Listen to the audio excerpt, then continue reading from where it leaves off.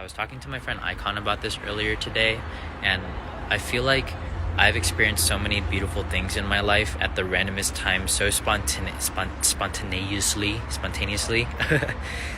to realize that luck is a skill. It's not something that everyone is born with, but it's a skill that can actually be learned and developed, and you can evolve to having good luck. And it's composed of three things. Luck is basically proximity, being in the places where you want to manifest something to happen, being around the right people and the right energy to manifest something to happen. So let's say you want to be a professional dancer. Surround yourself with people, put yourself in proximity of people who are doing what you want to do, meaning go to a dance class, for example, and talk to people and ask a lot of questions to people who are doing what you want to do.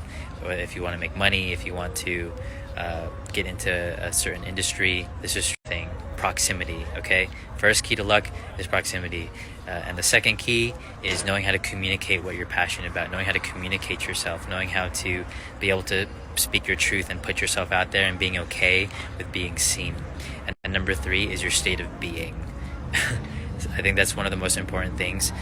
Your state of being is so important because if you are not ready, if you're not energetically ready or internally ready to receive a blessing, then you will breeze past over it, and the people who may be able to give you a blessing out of luck, or something that may be able to happen to you out of luck, will just breeze past you because you're not in a state of being to even receive it in the first place.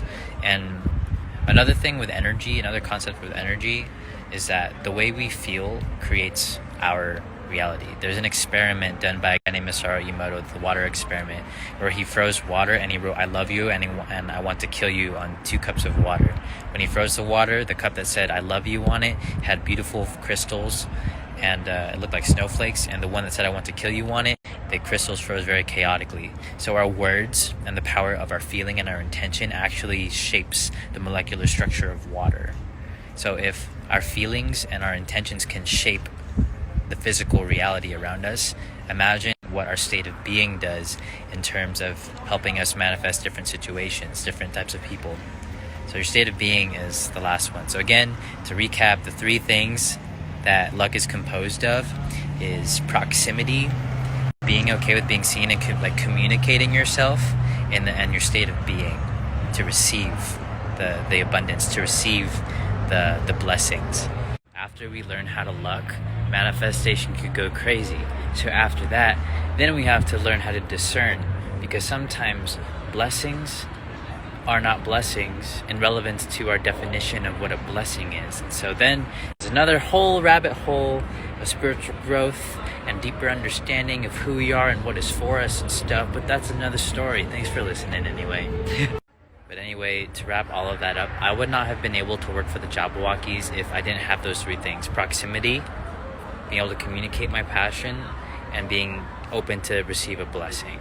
Same for being featured on GQ Japan with one of my good friends, Zen Shimada, which is he's a Gucci model and a free runner in one of my favorite parkour teams in the world.